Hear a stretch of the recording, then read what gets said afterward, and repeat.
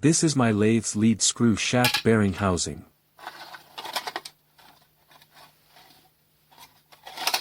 It transfers power from the feed or screw cutting gears to the lead screw. It is made of plastic and after 25 years it's still in good shape.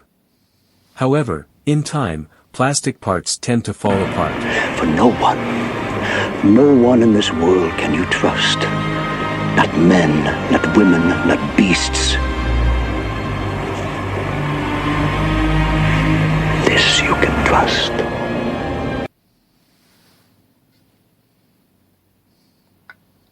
The shaft turns in these plastic bushings. Here is where the thrust bearing which takes the cutting forces acts. There is provision for another one, which was never fitted. The feed gears transfer torque through the shaft. This is the first bearing block and this is the other one. Thrust bearings are fitted on either side to allow right and left hand powered cuts. It is coupled to the lead screw. I also fitted an oil collector to keep oil from getting in the switch gear. It is fitted to the bed by means of 4 cap screws. These are the bushings where the shaft turns. They are lubricated by means of 2 ball oilers.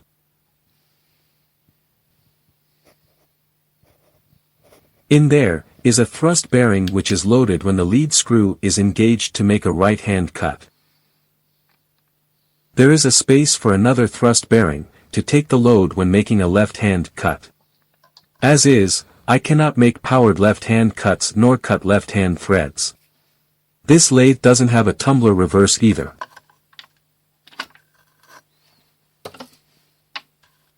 I'm taking it apart for the first time in 25 years.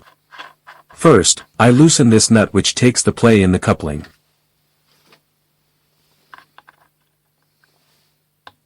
Then I punch out the cross pin.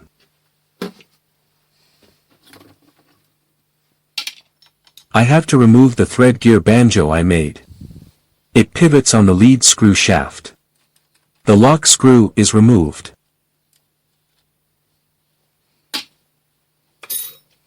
Followed by the special cast iron bearing nut.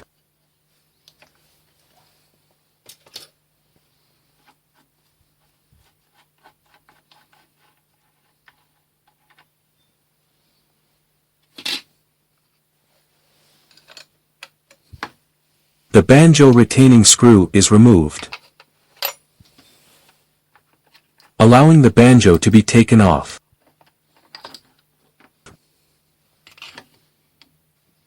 The lead screw is held in place with a collar fitted with a grub screw.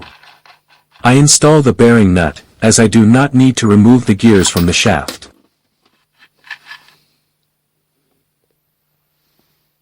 And there is the feed shaft.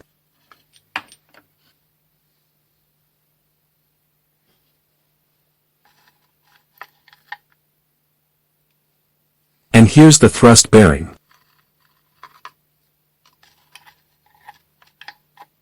The other race is still attached to the inside of the thing.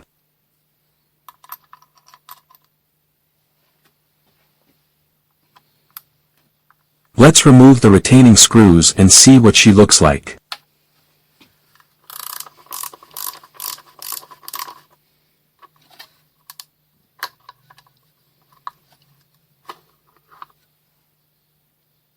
What the heck, I couldn't have sheared it.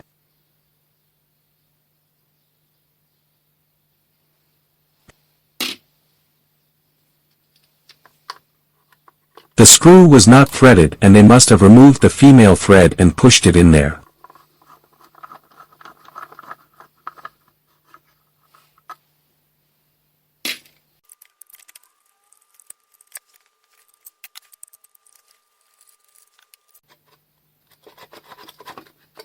And here she comes. There's the other race.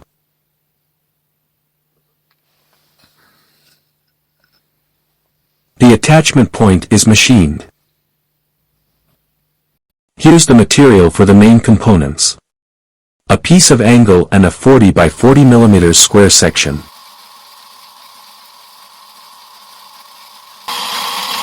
Material is cut using the power hacksaw.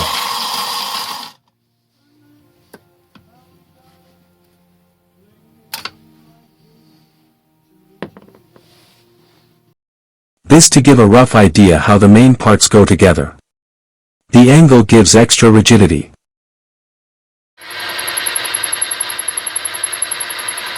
The blocks which shall hold the bushings are first squared on the mill.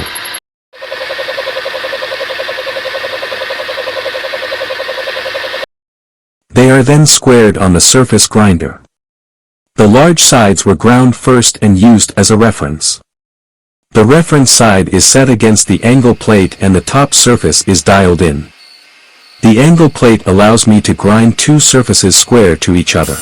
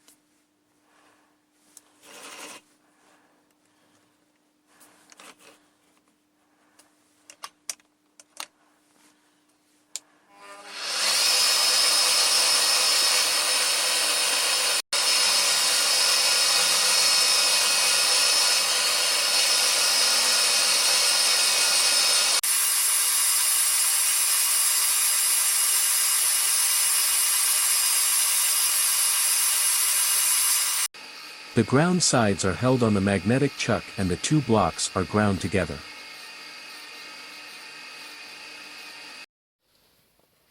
I need to drill these two blocks together, so I need them to be dimensionally equal, to be able to properly hold them in the mill vise.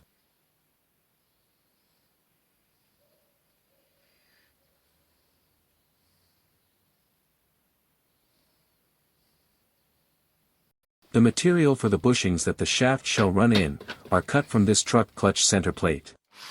It is made of gray cast iron, which is adequate plain bearing material for the light load and low RPM.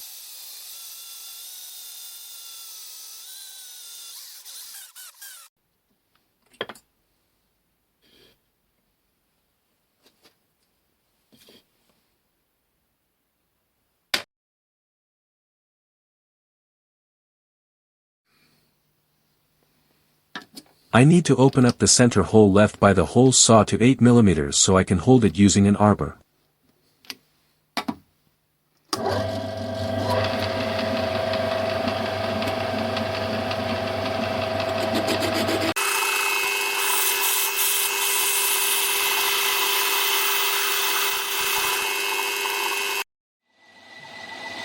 The bushing outside diameter is turned.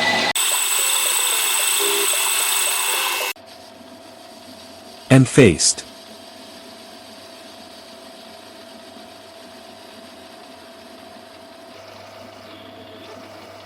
The inner diameter is widened using an end mill.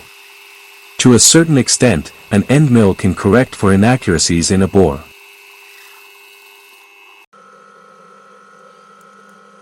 The hole is then bored. The inner diameter needs to be true to the outer one, as it shall be used as a reference in future machining operations.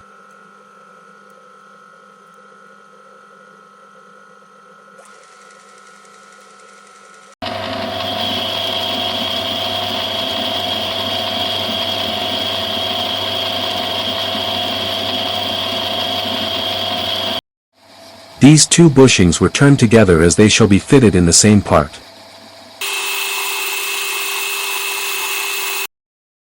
And the bushings are ready for installation. They shall be bored to fit the shaft at a later stage. Two of the bushings shall be fitted to this part. It shall be pressed into one of the blocks. It is bored to accept the bushings.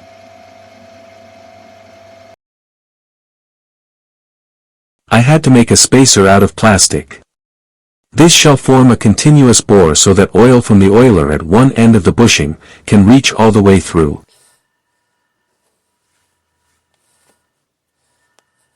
The bushings and spacer are pressed into the housing.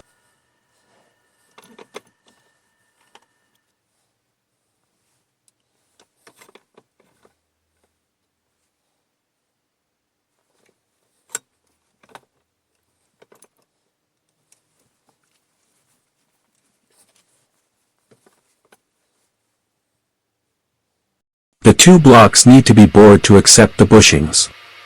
The DROs are zeroed on the sides of the block using the edge finder.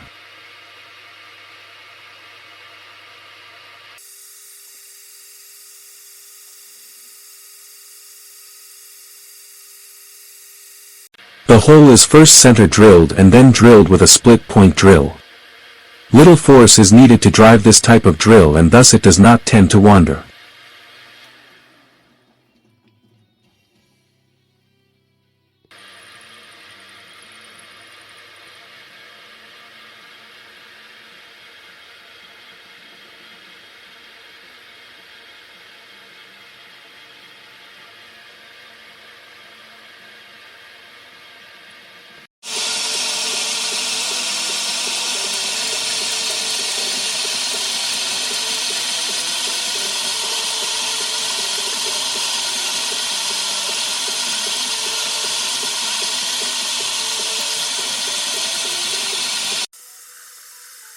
I then widen the hole using stub drills.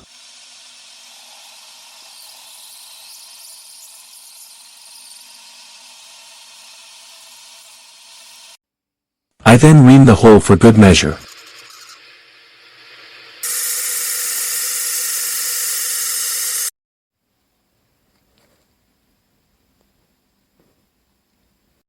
Here I am using the 3-jaw as a faceplate. The retaining plate is held to the chuck by T-nuts in the jaw slots. The revolving center holds the part to the chuck face till I secure it. It saves me from having to swap chucks.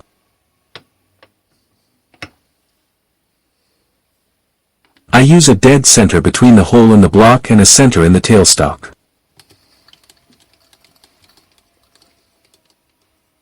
A DTI shall be used to read the wobble in the dead center.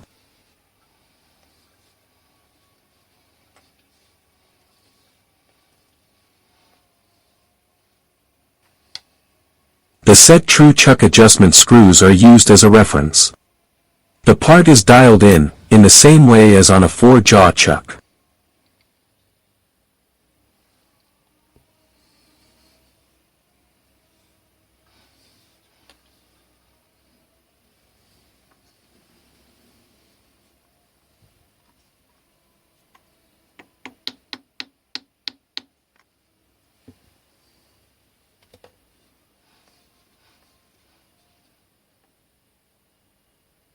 Once dialed in, the retaining nuts are tightened. This is the first time I am using this clamping plate. It seems to work well. I thought it would be more finicky to dial in.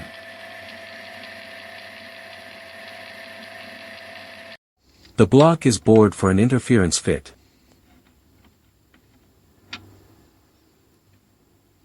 Invariably, boring will leave a mess in a chuck. Using this tool, I do not need to detail clean the chuck for every operation.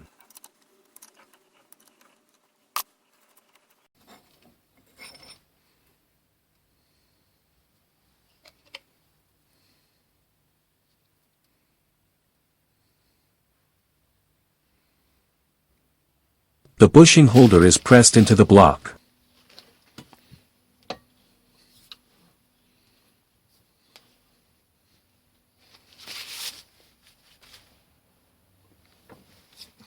The round section is the pivot for the feed gear banjo.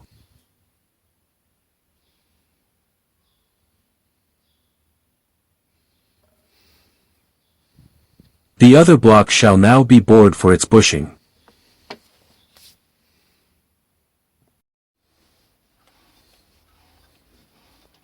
The second block is dialed. I shall first have to bore it to take the bushing. Then I'll have to repeat this operation to bore and ream the bushing ID.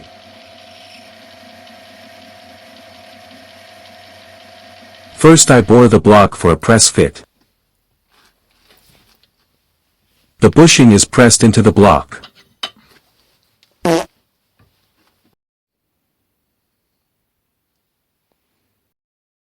The part is dialed in once more.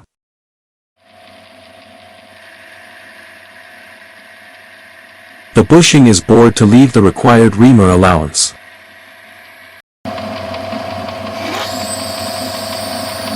And finally it is reamed to size.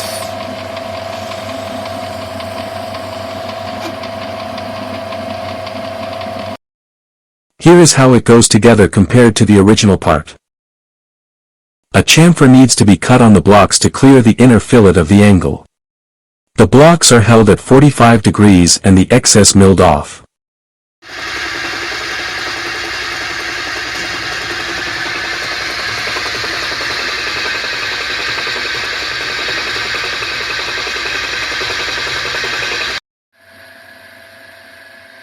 This block can be held in a 3-jaw using the circular feature.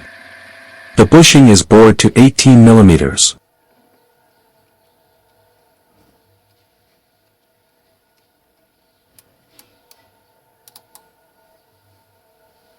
Right on the money, there should be around 0.05 millimeters clearance with the shaft.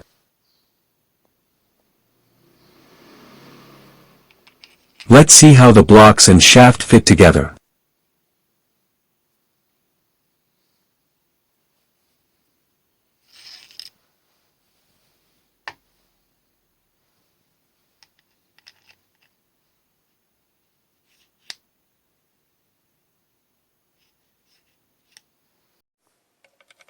Now I can do a preliminary assembly.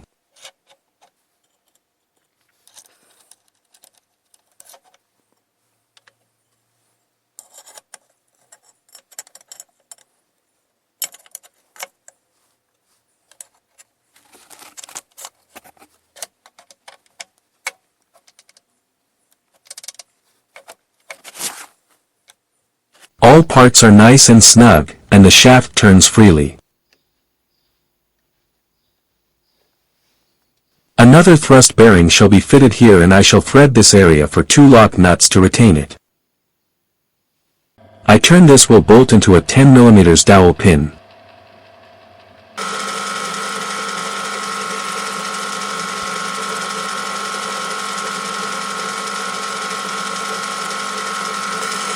I fitted the blocks. Each block is held to the angle with a screw and a dowel pin. The block bearing the lathe cutting forces is fitted with a 10 mm pin. I drilled 3 holes in the angle which shall be used as guides to drill into the lathe bed. These shall then be widened to take 3/8 screws.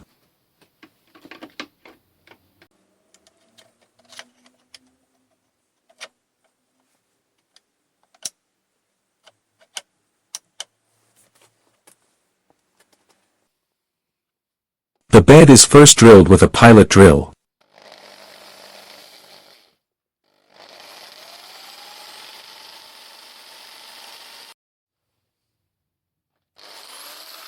The holes were widened and tapped 3/8 UNF. The ratcheting tap holder comes in handy in such situations.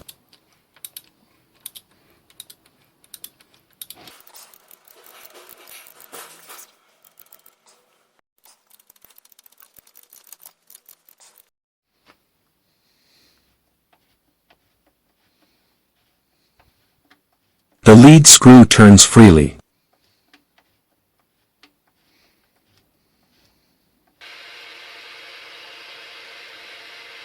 The oil ports are drilled.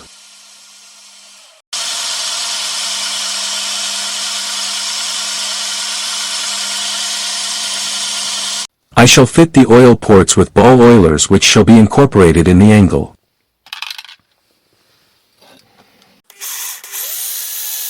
The pilot hole is drilled to a diameter larger than the ball, but not all the way through, so that the ball remains captive.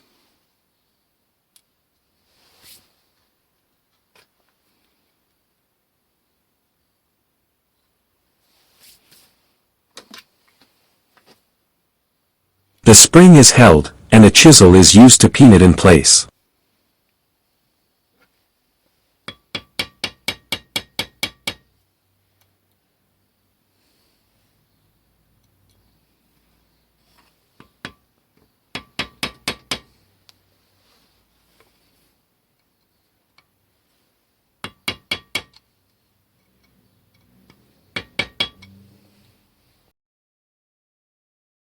Some cartridge paper is used as a gasket to prevent oil from leaking between the mating surfaces.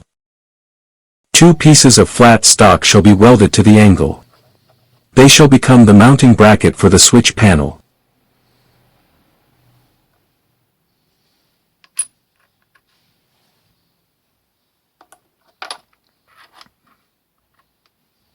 The part is held using a screw jack which elevates it to the desired position. It is then welded. The excess weld is milled off.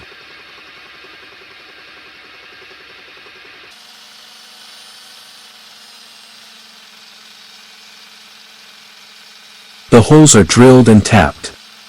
I am using a torque-limited tapping wrench I built. The torque applied to a tap can be set, in order to prevent tap breakage.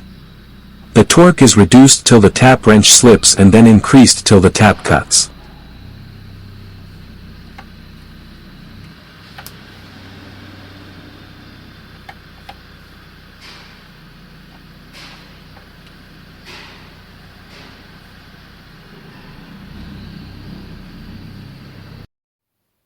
I made an oil collector gutter. I riveted a piece of flat stock to act as a nut. It shall be held at a slight incline so the oil exiting the bushings shall find its way to the lathe strip tray, instead of the switch gear.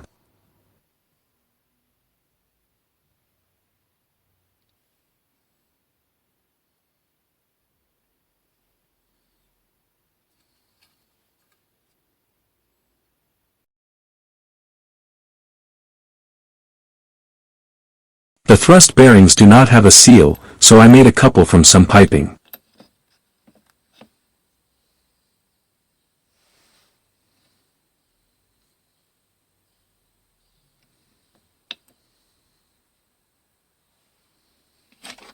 The seal has a shoulder, so the race can be set square.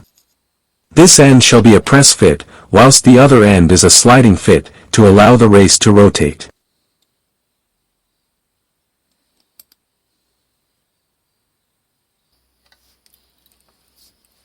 The seal is pressed onto one of the races.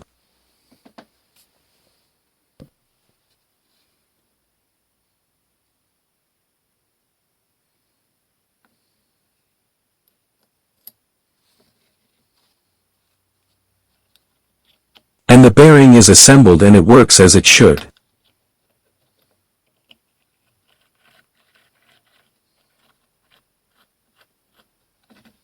Let's assemble the thing.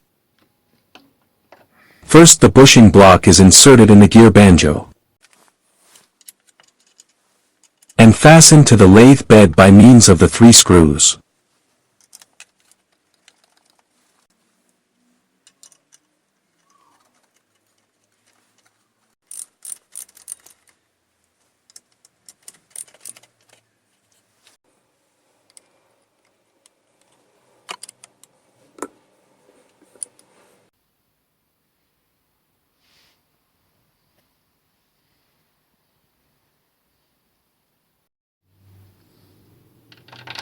The shaft is inserted partway into the block, to allow the first thrust bearing to be slipped onto it.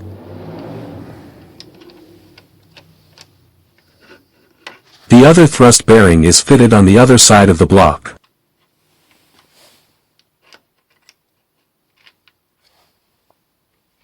Next, a spacer is slid behind the bearing.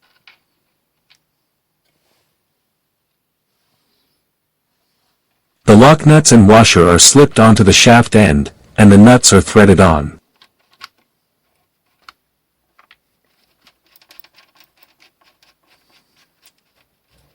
The nuts are torqued just enough so that the shaft turns freely.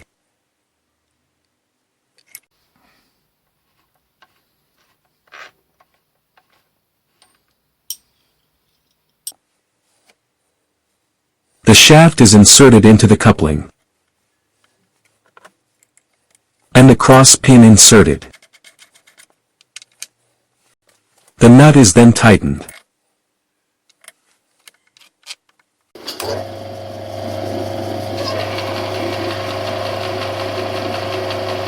It seems to work as it should.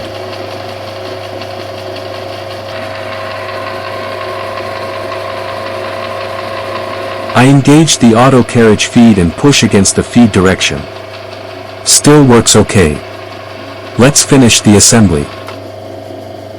The oil gutter is inserted between the block and the switch housing. The switch panel is screwed in place. The gutter is held using the longest of the 4 screws. It needs to be inclined before it is tightened.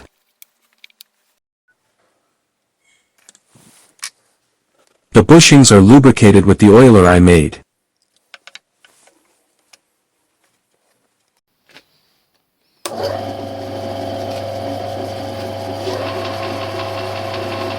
And it's done.